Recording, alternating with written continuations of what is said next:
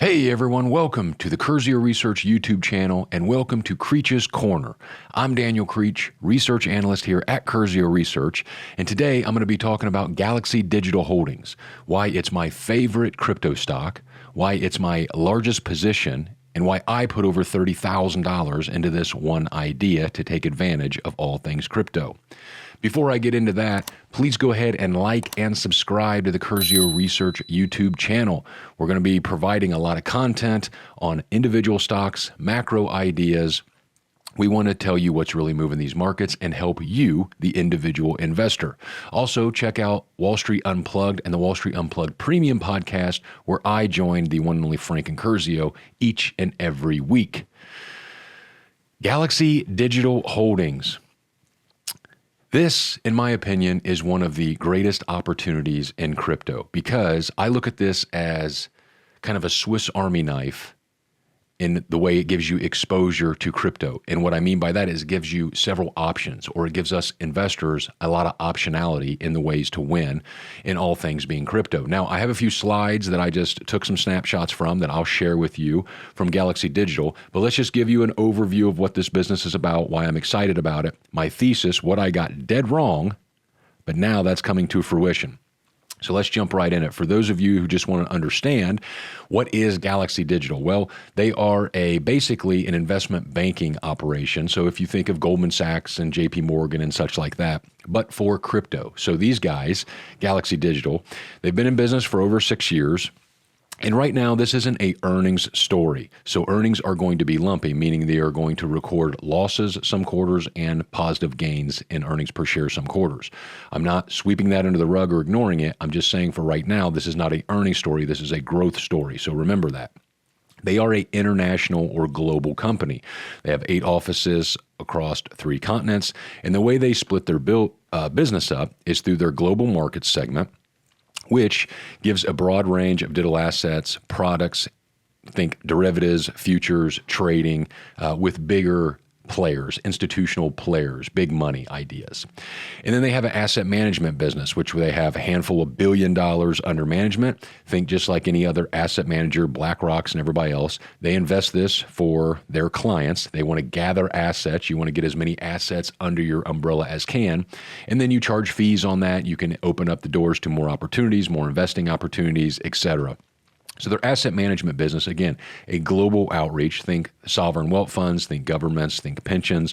The big money players are going to be able, now that we've seen crypto become more mainstream, but it's depending on who do these guys want to work with. And Galaxy has been building relationships for a long time, which is a very positive tailwind, in my opinion. So you have global markets, then you have the asset management business, and then you also have this digital infrastructure solutions. That's a fancy way for saying Bitcoin mining and hosting other Bitcoin miners. What Galaxy does, and if you understand the nature or the kind of economics of Bitcoin mining, what do? You have to get your power sources as cheap as possible. You want to have as many rigs or computers, mining operations running as possible. And so you need to drive down your cost on power, because if you try to scale your business, if you try to just grow the number of machines and the number of mining machines, you're going to use more power. So you have to be able to offset that.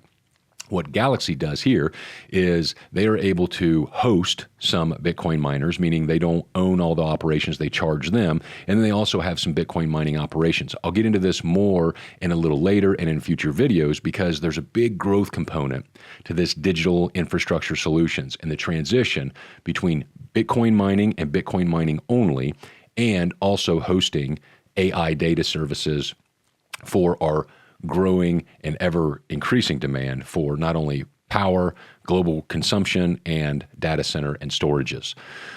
So that is the way Galaxy breaks itself down into 3 segments. And this has been a changing process over the last couple of years. Why? Well, because the SEC, the Security Exchange Commission here in the US, has had a very anti-crypto attitude until just recently.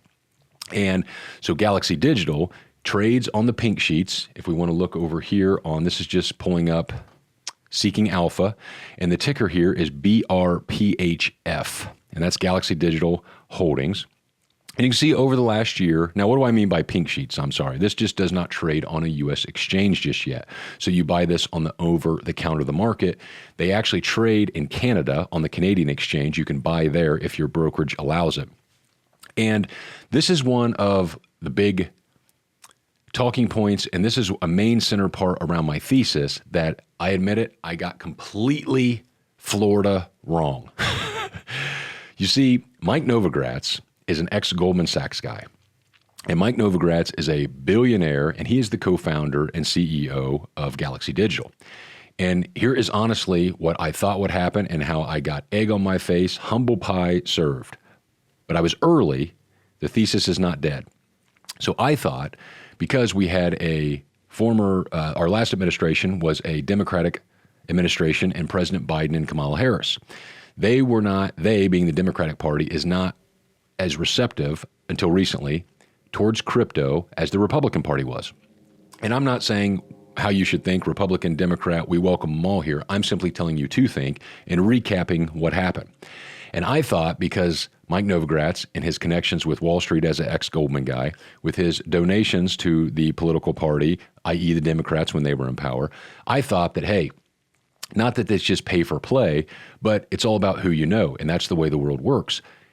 I thought the SEC would be much more favorable towards crypto. And I thought that Galaxy Digital would get approved for the SEC to trade on a U.S. exchange. And the reason that is a difference maker, so often we use these paradigm shift terms or this turning of the page, as Bob Seger sings about. And I understand that we're all in the business of marketing and getting your attention. We need your attention. We need clicks. We need headlines. But to try to understand what has changed, it is a massive paradigm shift when you have a government body going from an anti-crypto stance to a positive or pro-crypto stance, a pro-crypto policy. And as scary as it is to take politicians at their word, we're at the mercy of that right now, and there are a lot of changes from the past administration to the current administration. And the big thesis behind Galaxy Digital, one of the major theses is, if it can get approved to trade on the U.S. listing, by definition, a rising tide lifts all boats. And I'm not saying fundamentals don't ever matter, don't misunderstand. But in the short term, and in this situation, fundamentals don't matter as much, because when you're able to trade on the U.S. exchange, now all your asset managers, all your ETF and mutual fund managers, all the big dogs from BlackRock to Fidelity to Schwab to everybody else, hedge funds, institutions, pensions, the biggest players there are, they have the option, if Galaxy gets approved, to then gain exposure to the cryptocurrency markets through Galaxy Digital. And right now, competition is brewing. Competition is rising. And that could be a setback in a sense, but it's good for the overall market. And what do I mean by that? Right now, when you see headlines about crypto going up or down, whatever the headline is, you'll see Yahoo Finance or FinViz and all these briefings and different sites send regular or related ticker symbols. So you might see your Maras, your Riots, your Bitcoin miners, your Strategy, formerly known as MicroStrategy, a leveraged Bitcoin play. They hold hundreds of thousands of Bitcoin on their balance sheet. But what you don't see is you don't see Galaxy Digital in there. You see different Bitcoin miners and Strategy and such, but you don't see Galaxy Digital. I think that's about to change, and when it does, you're going to see a lot of money flow into Galaxy Digital simply because it gives you this Swiss Army knife or this optionality on a way to participate in crypto, because you have a global business and the derivatives and the trading business with all the counterparties, you have an asset management business, and then you have the Bitcoin mining business and all the potential there for growth with not only Bitcoin mining, but also the AI data centers and such. And what's frustrating when you look at the stock price is that my thesis, I could have been saying, and I have been saying this for a couple years, and unfortunately, I've been dead wrong. Now, if you've picked the bottom here, you're up a lot on this stock. This is a 1-year chart, and it looks good that it's up 37%. And if you look at this 5-year chart, it looks even better. Look, it's up over 1,000%, but that's having to buy way back here under $1. And let me tell you, this has been a volatile ride. I have purchased shares in the 30s, in the 20s, in the teens, and in the single digits. And this was just kind of this dead winter lost era right here between 2022 when you have FTX collapse all the way to a administrative change here in November of 2024. So yes, it has been a very volatile ride. This is giving traders many opportunities. But what I am saying here is that I've been buying this over time for the theses that are now starting to play out. And with the SEC and the crypto and the change of heart at the SEC, you're going to see massive inflows into the cryptocurrency space, more clear regulation, and that is going to basically unleash the animal spirits, unleash the entrepreneurism that we need in this new and exciting space. Couple more screenshots here.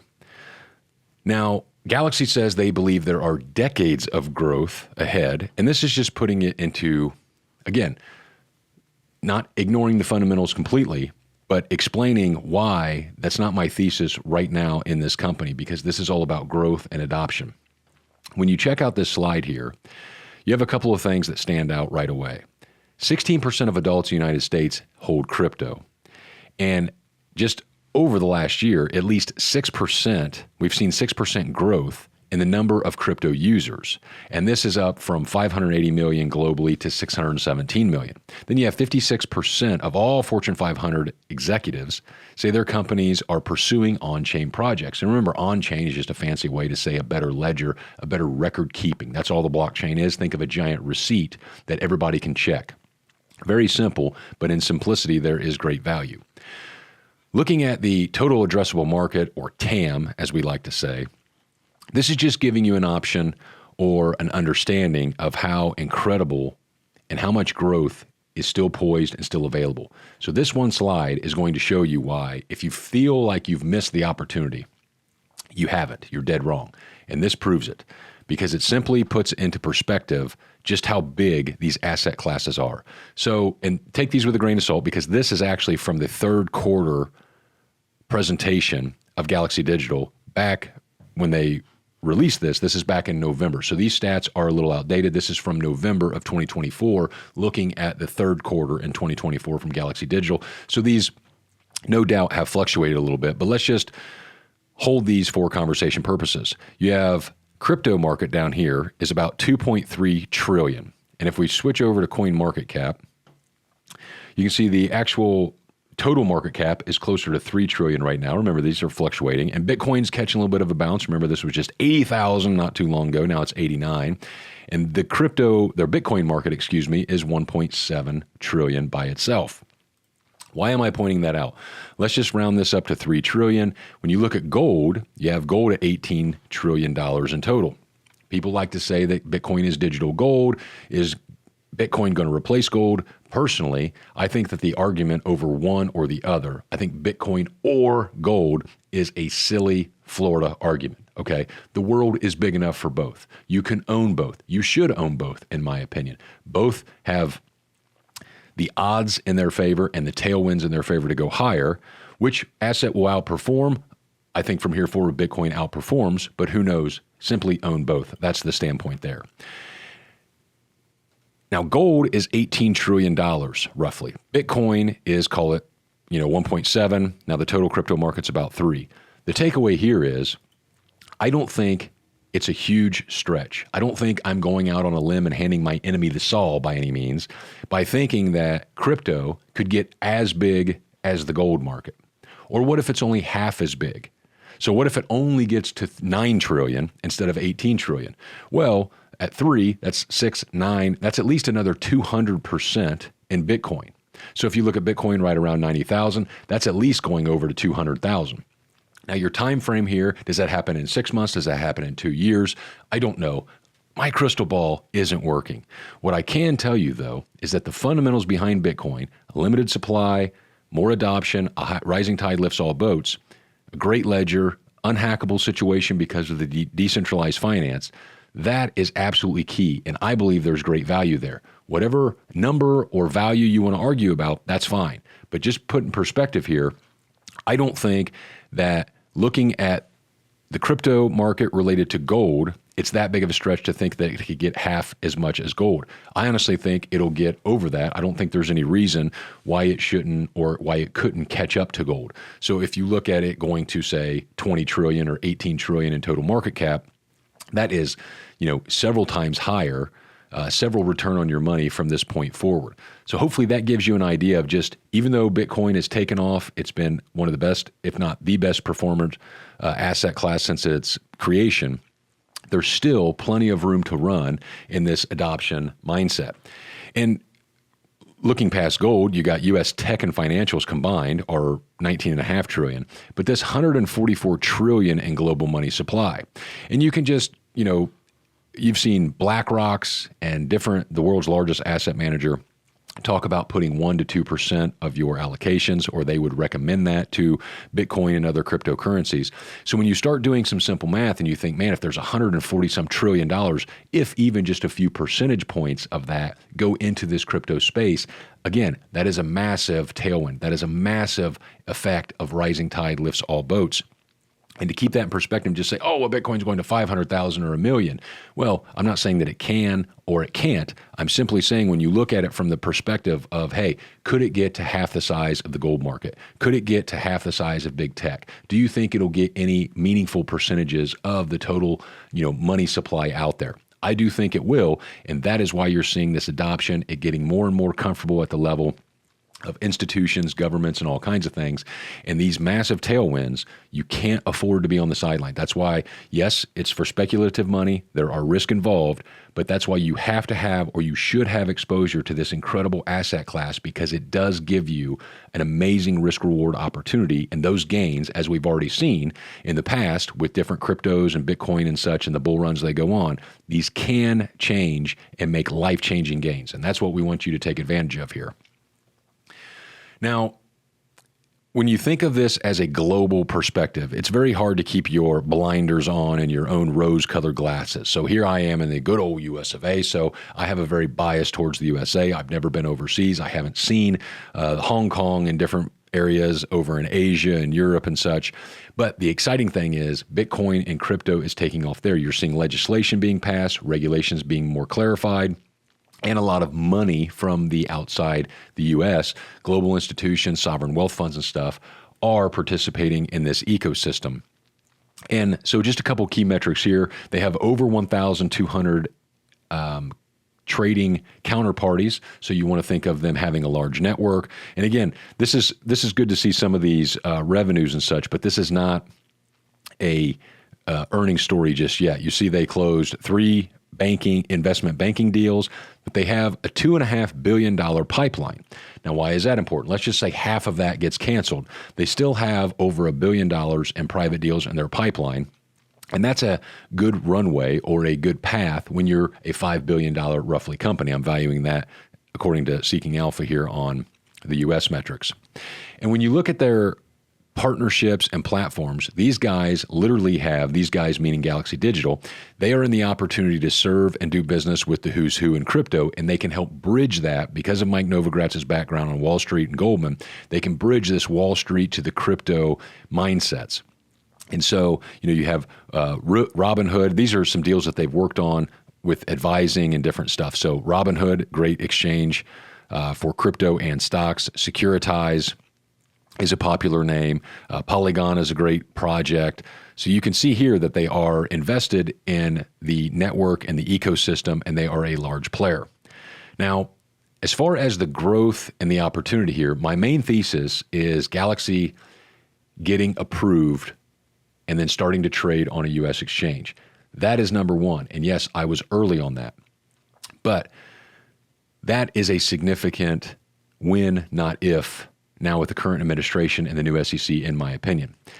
Let's quickly talk about the growth component of this Bitcoin mining business, because this is an opportunity to where when earnings and cash flow kick in, this could absolutely skyrocket And the projections out here could be massive, and you could really see the movement in the stock. Now, just because they're not going to make a lot of money in the short term, and I say short term over the next year, off of any mining businesses, doesn't mean that the news can't drive the stock price. It's a two-edged sword. Bad news can drive the stock lower, but they're at a position and have a lot of at-bats, to use a baseball analogy. They're going to have an unlimited at-bats to just swing away, and I believe they're going to knock out more than one over the fences here and help us out as individual investors. Now, I'm not going to get into the weeds here on the hash rates and different stuff. The more, the better in that sense, but you want to focus on controlling cost. And Galaxy has this incredible facility and campus called Helios, and it's located in Texas. And they give some parameters around this and some details. And so they have approximately 200 megawatts of operational mining capacity right now, and they have the ability to scale that up to and get approval for up to 800 megawatts of power. That's important. More the better. We want energy. We need energy. It's in high demand right now. Now, they're able to have their average cost well below market value and well below, not market value, but basically the industry cost. So they're mining Bitcoin through their hosting and mining services for under $38,000 right now. That's a very profitable business, but like I said, it's difficult to scale. That's why they're focusing on looking at their Helios campus to not only mine for Bitcoin, but also to transition and be a large AI data center for the hyperscalers. Think your Amazons, Googles, Metas, etc. of the world.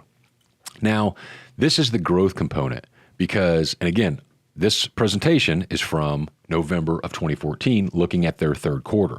Here's what's really exciting. Management talks about subsequent to quarter end, going into the third quarter, Galaxy executed a non-binding term sheet with a U.S.-based hyperscaler to host high-performance computing at its Helios campus in West Texas. The term sheet includes options to allocate all of Helios's 800 million megawatts of approved power capacity, megawatts, for high-performance computing hosting and support. And you can just see here that it has 320 acres, and it talks about how it's got power transformers installed, and it's got power close. And this is the nerve-wracking thing, because I've read different reports on this. I haven't personally been to this site. But you don't just want this place out in the middle of nowhere without power, without access, without roads, infrastructure, and such, because that's just going to be costly and more timely to get that up and running. What Galaxy is saying is they have a lot of infrastructure in place, and they've already talked about with a hyperscaler. I don't know who it is, Amazon, Meta, it's one of the big dogs, it must be. But the exciting thing is that they are in a great regulatory state for business in Texas. They have wonderful connections. And they already have this 200 megawatts approved, and now they're in this process of getting this with a partner, a huge hyperscaling partner, up to 800 megawatts. Now, one thing I want to discuss here real quickly is I saw this on the internet. Of course, take everything with a grain of salt on the internet, because I wanted to share this link. Now, this is from the Texas Department of Licensing and Regulation.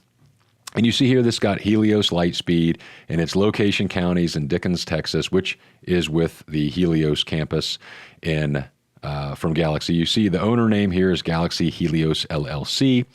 And what's wild here is that this is from February 18th. And when I saw this on the internet, I thought, boy, this would be great if it's true, because this could really be an exciting catalyst. So then I just used the intranet and these search engine machines, and I did come across this and find this Texas Department of Licensing and Registration. And the key factors here that I find amazing, not only is it recent, it's from February 18th here, as you can see up in the top right-hand corner. It has this start date for construction this month. This is March 30th of 2025. And the completion date would be a year later. And look at this. You even have a cost of $800 million. And they give some data on some square feet and such like this. So we know it's going to be a huge data center and such. And here's what I'm thinking. And this is Daniel Creech's thesis. But this is why I wanted to get this out and explain this thesis now, and also do some more videos on this, because I expect Galaxy, they have not reported fourth quarter earnings from 2024 yet. I expect to hear those earnings at the end of this month. And now what you have is you have an opportunity for Galaxy to update you on the SEC listing, U.S. listing through the SEC, which I'll get to in a moment. But now they can comment more on this deal. They already said they were in talks with a hyperscaler. Now to see this dated February 18th, I'm hoping management or an analyst asked them about this. Any more information would be extremely positive on this because you're starting to get this idea of groundbreaking if it does take off this month. So at the end of this month, you can have great updates with a hyperscaler, comments on this Texas Department of Licensing and Registration piece, and then also more updates on the listing and U.S. exchange. Now, before I move on from this, what I want to explain and highlight here, this is Marathon Digital. Mara is a Bitcoin miner, and this is one of their slides from their recent presentation. And what I wanted to highlight here is look at the average price paid for a megawatt. It's about $400,000 per megawatt. Keep that in mind. Now, this is DigiHost, and I took a slide from DigiHost. They are another Bitcoin miner / power supplier. And on one of their slide presentations, they show the massive disconnect. And I am talking massive here. How much? Like 20 times difference. That's how massive we're talking here. Now, take everything with a grain of salt. But as DigiHost points out, there is a 20 times valuation gap between the way digital asset miners value per megawatt and how high-performance computing, AI, data centers, etc., are valued per megawatt. And as you can see in this circled chart, digital asset miners a lot get $500,000 on valuation, and that's not far off. We just saw Mara, who's one of the better Bitcoin miners in the space, talked about paying $400,000 per megawatt. So even if we round down, you're still looking at a massive amount of opportunity for Galaxy Digital. If memory serves me correct, 400,000, give or take, times 800 would be about $320 million. Now, that's that could be incredible for Galaxy because this is going to be a high cash flow business. You're going to be renting this out. You're going to have a tenant constantly. It's going to share in expenses. It's going to be a very high margin, wonderful cash flow business for Galaxy Digital as this thing unfolds, or if it does unfold. And what's wild here is you can see the massive disconnect. And whether or not the 12.5 million is correct or the 500, there's a lot of room in the middle. The point is that Galaxy Digital has what the world needs right now in the terms of either AI or Bitcoin mining. That's a site located for power consumption. It can be built out, and it's going to serve either Bitcoin mining services as it is now, or if this deal can go through, then it's going to be valued at a much higher component or a much higher rate because of the high performance computing, and depending on who they sign, Galaxy becomes a partner with. And so that is extremely exciting there. And that is why I think there is incredible growth opportunity around this idea of hosting the AI and data centers. Now, I said earlier, well, my thesis really hasn't changed over time. So what has changed? Why didn't Galaxy Digital, why didn't my thesis already play out? If Mike Novogratz is so connected, why didn't they already get approved on a U.S. exchange? And that's a great question. And the reason is because this gentleman, former head of the SEC, Gary Gensler, and this is Grok from X, putting him in Elmer Fudd clothes, because the SEC went on a hunt. And look at old Gary Gensler out there looking for Quiptos instead of Wabbits. Now, I'm having fun there, but what I didn't realize and what I got completely wrong was this anti-attitude, anti-crypto SEC. And what did we see with the SEC? They had regulations clear as mud. And don't just take my word for it, but look at other commissioners. Hester Pierce or Peirce has been very outspoken. And you always have difference in opinions or politics and such. That's what makes the world go round. That makes what for bipartisan such. But clearly, you have had a very anti-crypto stance. I don't know if you've seen any of the recent hearings, but they have this choke point 2.0, which is where literally the government and the banks got together to just not say it out loud, but to quote unquote kick crypto and crypto-related businesses off of their systems and out of their services. That happened to Curzio Research. Frank Curzio, my boss, we got blacklisted. We got kicked out of a bank account of Bank of America because we made an investment and they didn't like us. So they didn't give us an option. They just kicked us out. Didn't want our business. We had to go elsewhere. And if you don't want somebody's business, that's fine. But be honest and open about it. Don't go behind closed doors and be illegal about it. And so this attack on crypto didn't just stop at the banking system. They also used the court system and the judicial system to go after people. They fined constantly. They were trying to rule through enforcement. And just look at the biggest exchanges here in the U.S. Coinbase, Robinhood, and Gemini were all under investigation. They were all getting charged by the SEC, and those have all gotten dropped just recently by the SEC, who doesn't even have an acting chairman right now because Paul Adkins, the gentleman that was that President Trump has named, hasn't even gotten voted or approved yet. Now, I think that's going to happen. He's already led the SEC. But the point is the SEC is already taking action, dropping cases against Coinbase, Gemini, and Robinhood, settling other cases. They're doing all this without the SEC head guy even in the realm yet. And to put that in perspective and just to show you how aggravating and frustrating this has been, again, I'm going back to the conference call from third quarter, so back in November. And this is Alexander Ioff. I don't know how to pronounce it. I apologize to him for butchering it. But I want to just highlight this, and you can see I've scribbled seventh here, because this gentleman says, now we've mentioned on our last call, this is in July 26th. He's saying this in November. On July 26th, which was over 104 days ago when he did this conference call, we filed an amendment to the registration statement responding to the seventh round of comments with the SEC. 1, 2, 3, 4, 5, 6, seventh round of comments with the SEC. That is called, people, dragging your feet. We are waiting to hear back from the commission. We'll keep you updated, of course.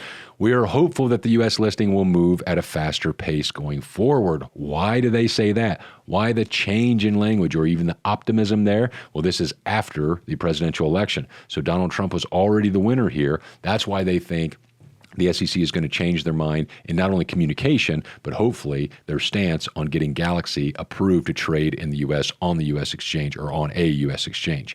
That, my friends, is a paradigm shift, and you're going to get comments on it at the end of this month. That is a big deal. Now, crypto is going to continue to be volatile. We've already seen it go from over 107, 108,000 down to 80. And now it's bouncing up because you get these rumors of not a rumor, but a statement and now an announcement of a crypto summit in March in just a few days. Now, Galaxy gives you many ways to win in the crypto space because, as I said, just let's quickly recap. You got this asset, the global trading business, from everything from futures to derivatives to all of its counterparties, growing its network, the who's who's of trading. Then you got the asset management business to where you can make all kinds of wonderful bets and venture capitalists. They have passive, they have active management strategies, all kinds of stuff. That is going to be a sticky business. You want to gather as many assets as you can, be able to charge fees, cross-sell products, etc. Then you have the Bitcoin mining business. So you really have this Swiss Army knife, this optionality of ways to win in crypto. And remember, a rising tide lifts all boats. As I showed you earlier, with just the size and different asset classes, from crypto to gold to tech to global monetary supply, you have not missed it yet. The next tailwind, the next bull market for crypto will be here, and you guys can all participate. I think Galaxy is going to be an absolute huge winner. I don't see how this stock doesn't go up a few to several 100% from current levels if they get the approval to list in the U.S. and then they can nail down this and give us more information on the hyperscaler and this deal with this Helios project in West Texas. All right. Thank you all for joining. We'll see you back here on Creech's Corner, Curzio Research YouTube page here very soon. But this is why Galaxy is my biggest position, and I'll be back soon with more information. Cheers.